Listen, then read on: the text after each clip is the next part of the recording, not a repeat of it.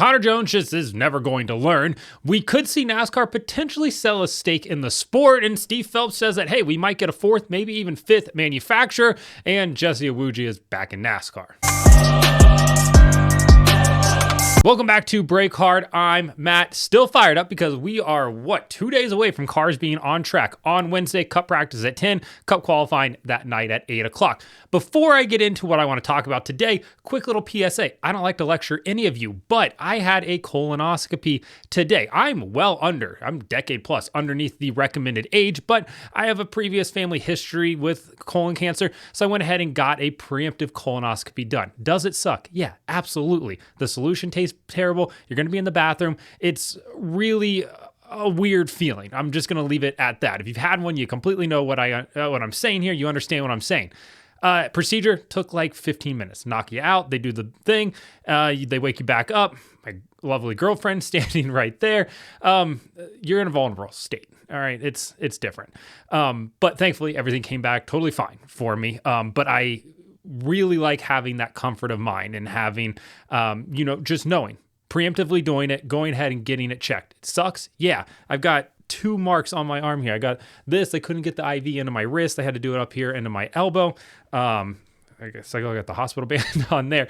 But yeah, just one of those things where like, is it necessary when I'm this young? No. But is it something that I was slightly concerned about? Yeah, absolutely. Having seen the history of it with my dad, thankfully he's fine, beat it. It's absolutely wonderful. But if you've been thinking about it, definitely don't put it off. It sucks, but I'm telling you, just go ahead and do it. It's going to make your life miserable for like 24 hours. After that, you're going to be perfectly fine. Grab Cane's on the way home. It was great. So yeah, I don't like to lecture anybody, don't want to tell you what to do, but if you've been kicking it around or if you're slightly concerned or you have a family history of it, just do it.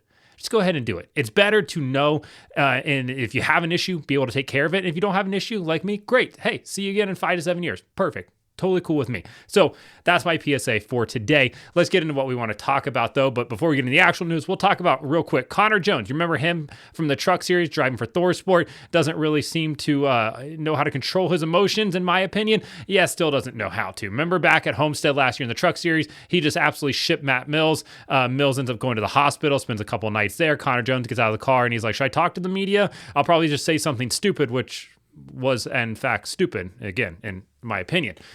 He then goes on to the championship race he gets suspended for the Matt Mills thing, goes on to the championship race at Phoenix, and then after the race runs into his teammate Jake Garcia because Conor wrecked himself. Jake didn't actually wreck him. Well, yeah, flash forward to this year, down at New Smyrna for the World Series of Asphalt on Sunday night, while everybody else was watching the Super Bowl, and Kendrick put on a great halftime show. I know some people aren't going to like it. Totally fine. Art's subjective. I enjoyed it, but I know not everybody did. Conor Jones gets out of the car, and now instead of the ops being other people on the racetrack, the ops are his own team, and he's essentially trying to fight his own team now. I think he was going to go talk to somebody, and his team's like, listen, dude, you've already done enough of this nonsense. We're not going to have you go down there and try to start another fight. And then he decides to just try to start fighting his teammates, or his team guys. Not ideal there. Hey, he's a product of his environment, right? So, yeah, not a great look for Conor Jones. Doesn't look like he's going to be back with ThorSport this year, but hey, money talks, so we'll have to wait and see how all of that is going to play out. He is not listed as one of the TRD development drivers, though, which isn't really a shock to anybody. Moving into the actual news of the day. We're going to start off with Steve Phelps because, well, he's the first 2 topics of the day, and he said that NASCAR could possibly look at selling a stake in the sport. This is the first time that anybody from NASCAR has ever actually confirmed that. Back in 2018, if you remember, it was reported that NASCAR, the France family, had gone to Goldman Sachs and tasked them with potentially finding a buyer for the sport. Ultimately, none of that ended up happening. Jim France comes in, Steve Phelps, everybody kind of takes over this new regime, and the sport is in a much better spot, in my opinion. But now there is the possibility that outside money could come in, whether that comes from private equity, a sovereign wealth fund, something along those lines. It does appear that NASCAR is interested, at least, in potentially taking on an investor. Now, there's a lot of people in the comments on Twitter and everything that are like, this is a direct, effect from the lawsuit. They're selling off a portion of it because they're worried about the lawsuit, this and that. listen, NASCAR's been looking at this since 2018. Now it just makes sense. And they're not selling off like the ARCA series. They're not selling off the Xfinity or the Truck series. They're literally taking on an investor. It doesn't change how the operations of the business are done. It's just a more diversified portfolio in terms of investors because, right now there are multiple different people that own NASCAR or have a stake in the ownership of NASCAR, and bringing in some private, money is an influx of cash and could potentially open up other doors, but it doesn't really change the day-to-day operations of the business. So yeah, as much as people want to be like, oh, Denny Hamlin, Michael Jordan absolutely dunking on NASCAR in this situation, not entirely here. If NASCAR was like, hey, we're going to sell off, one of the series, that's a different topic. Or if NASCAR goes and says, we're going to get away from the Gen 7 car, we're not going to have single source supplied parts, you're going to own your cars, stuff like that, then that's a little bit different. What they're talking about here, not so much. Will it happen? It's not going to be something that happens tomorrow. Probably not something that's going to happen this year. Potentially not even in 2026. It's going to be a long time before I think you would see somebody invest into NASCAR. The France family has been ultra protective of NASCAR as a series, as a brand, forever. And having new outside money come into it, somebody else to make decisions and things like that, they aren't necessarily quick to make those changes. And that's kind of how they've always done business. I'm not saying it's right or wrong. I'm just saying that's just how they've done it for years. So I think for them to bring in a partner into, a private equity firm or whatever else, it's going to take the right situation, the right people, and everything that goes along with that. So we'll see how all of that, kind of plays out going forward. But it is a big development. I mean, NASCAR selling off a portion would be big time news. Now we have to see if it's actually going to happen. I'm not entirely sold that it is, but if they are looking to expand globally, as Steve Phelps has kind of talked about as well, it makes sense that they do bring in, money from another country or something like that. Obviously, NASCAR has been linked with potentially going to Brazil, maybe even Europe, Saudi Arabia. They have had talks with starting up an Asian NASCAR series. I would love to see NASCAR go back down to Australia, even to Japan again at that.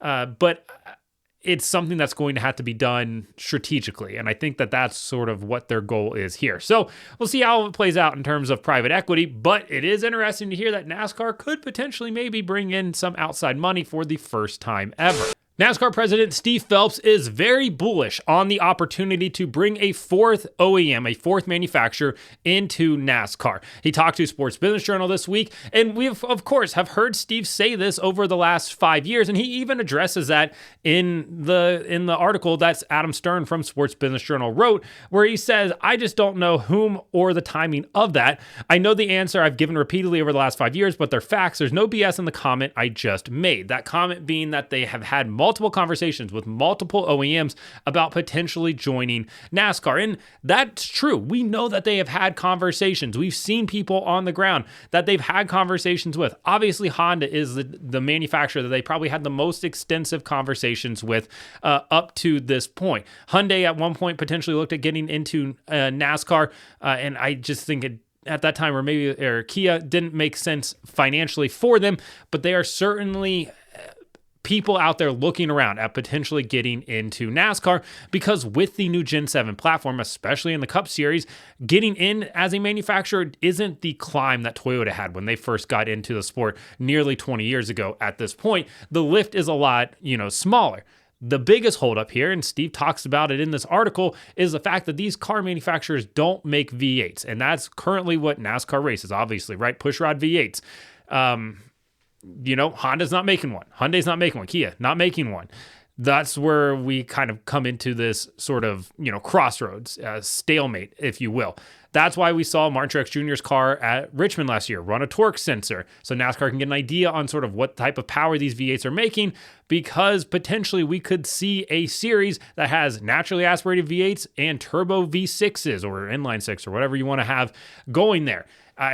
There's a very real possibility that we will exist in a world within the NASCAR Cup Series where there are multiple different engine formulas and there will have to be a balance of performance. Don't love that. Don't love it. I know everybody's going to complain about it, but it is something that I think is going to be a reality in the not so distant future because NASCAR needs to bring in a new OEM. Right now, NASCAR has 3 partners in Chevy, Ford, and Toyota that are really, really good.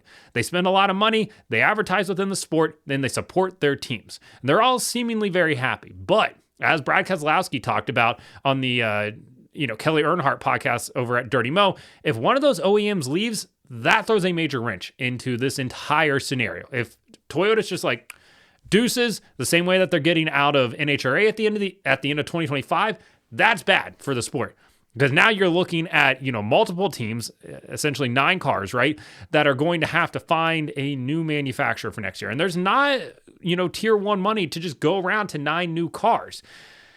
So you need to bring in a new manufacturer. Try to lessen the load on the other OEMs that are already here. The same way that IndyCar has been chasing this third manufacturer ever since Lotus absolutely flamed out when they came in 2012, they're looking for that third OEM to try to take some of the burden off of the other 2 OEMs that they have over there at Honda and Chevrolet.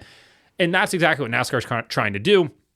Trying to get that 4th one, trying to maybe even get a 5th one at that, because it would be good for the sport. More manufacturer support, new manufacturers is really, really good. I know. They ain't American. I don't want them, that type of mentality. Listen, at this point, I don't really care. If you want to spend money in the sport, if you want to put more competitive cars on the racetrack, I'm absolutely here for it. Volkswagen, fine, put it in there. The Jet is going to break down. It's going to have electrical issues. We know that. Fine, you put a Kia in here. Engine's going to blow up. We just know it's going to blow up. That's just their MO. I don't care. They're putting money into the sport at this point. So give me as many OEMs as want to, not as many want to come in. We could end up with some real, some real shit boxes out here. I was trying to think of a polite way to say it. There's just not one that's going to be polite there. So, I think that, a 4th manufacturer is definitely on the horizon. It's like we're at the peak.